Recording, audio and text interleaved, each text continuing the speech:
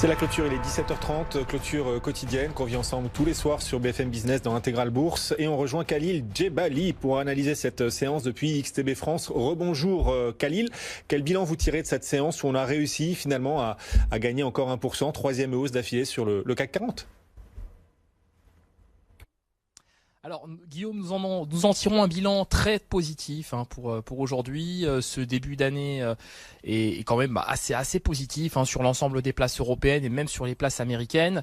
Alors de notre point de vue, l'ensemble des récentes données et les signaux positifs envoyés de la part de la Chine et des États-Unis au regard de cette trêve commerciale, ont vocation à continuer de porter la cote parisienne.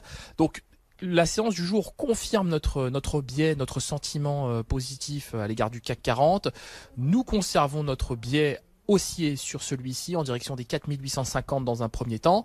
Même son de cloche pour le DAX 30 avec pourquoi pas un retour sur le niveau des 10 960 points.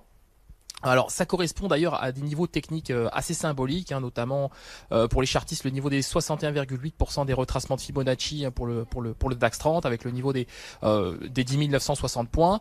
La paire euro-dollar, elle, a retrouvé des couleurs de manière assez significative aujourd'hui, donc on est désormais au-dessus de ce seuil majeur des 1,15 dollars pour 1 euro.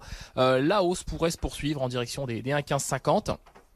Et enfin le pétrole qui quelque part est le dernier catalyseur à cette hausse des indices.